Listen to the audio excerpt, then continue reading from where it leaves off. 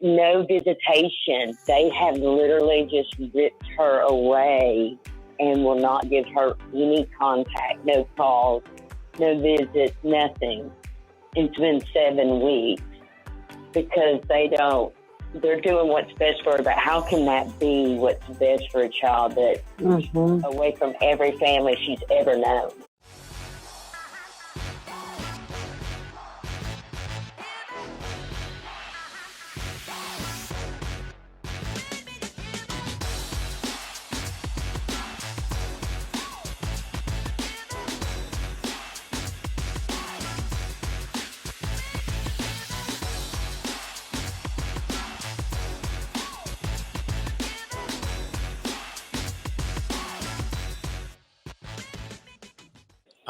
Let's talk to Pamela from Georgia.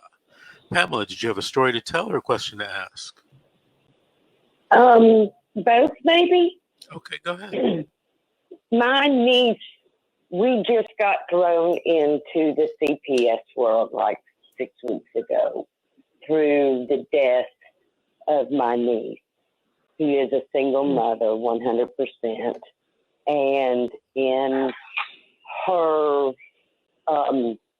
suicide note, she left a "please do not leave my child" with my mother and her husband. He's bad. We'll leave it at that. I want my baby with my aunt, the sister of the grandmother. And CPS came and got the child and now has her in custody. And they will have nothing to do with anyone on our side of the family. The only family she's ever known at 7 years old. She's never met her biological father. And in 7 weeks, we've not even gotten a visit. And all we get is the runaround. The investigator has just given us nothing. And then we finally found out we need to see the child, quote, advocate.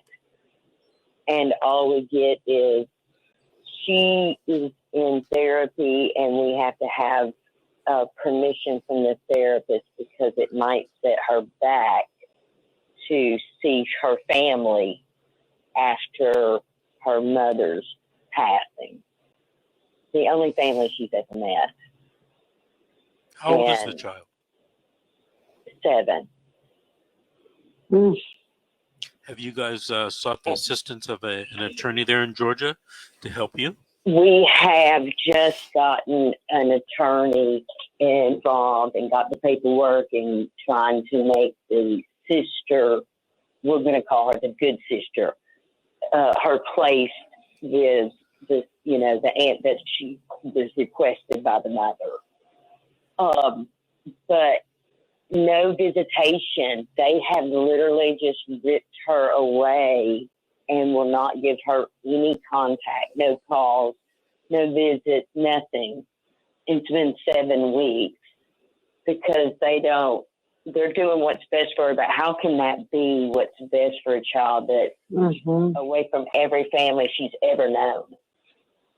Yep. Ever. Erin, what do you think she should do? Well, we have a huge extended family, and I heard you talking earlier about calling every 30 minutes, and I thought every one of our family members should be calling her caseworkers to at least get a visit until our next court date, which is in 3 weeks. We had the first court date, like the 72-hour, whatever that is. We had that. And the biological father, who's never met the child and is not on the birth certificate or ever supported nothing, showed up to give his DNA.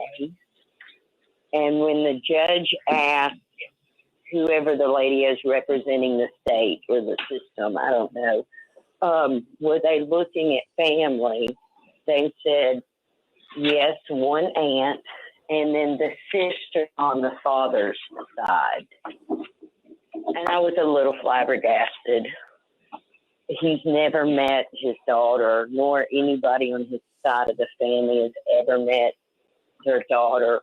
He is been clean for 18 months out of the last 13 years and is living in a halfway house. And we can't even get them to speak to our side of the family to place her with. The only family she's ever known, aunts, uncles, cousins, and we can't even get them to speak with our side of the family. So yes, we have a lawyer, but what else can we do? Well, one of the comments that someone posted on Facebook, Lucinda posted, is, you should file some type of intervention motion that you might be able to do there in Georgia. In California, you can file something called a 388 motion, or a motion to have the child placed with a certain relative. And in California, I don't know if it's the same in Georgia, but in California, they actually rank the relatives in order of preference. And, for example, grandma may have priority over second cousin, right? That type of thing. Right. So, but as long as you have an attorney, I think you should be okay. I mean, we'll cross our fingers that hopefully that attorney is experienced in CPS matters, and hopefully you can get some satisfaction that way. I can't think of anything else you can do except for work with the attorney. I told somebody earlier about typing up a story or the facts of the case to present to the attorney so the attorney can read it and get, a good background in the case. Sometimes attorneys meet with their clients and they listen, and sometimes they forget some key facts, right? But if you put it down, the details, yes. Yeah, but if you put it down in writing for him or her, that way they'll have it for them. So maybe I would suggest that, and I was going go ahead, Erin. I was going to add to what you just said about writing a statement. I would include that your daughter left your granddaughter to whoever in her suicide note that she wanted her child placed with, A, B, and C, whoever the family members are. It was her last wish, and it should be honored. And do everything that they've asked you to do. Get letters of reference. That's just me as what I would do and what I did do, because I tried to take my own life, and that's why my daughter was taken from me. But I would highlight the fact that your daughter wanted her daughter with somebody specific. Does that make sense? Does that make sense? She's gone. Oh, okay. I think we lost her. I think that's, fairly good advice. Maybe they can look at it as a will, so to speak, in Georgia. Right. But these types of cases always bothered me because this is really more of a probate case, not a juvenile dependency case, not a CPS case. Hey, we got to take another break right now. This is The Secret, How to Fight Child Protective Services and Win. We'll be back right after these messages.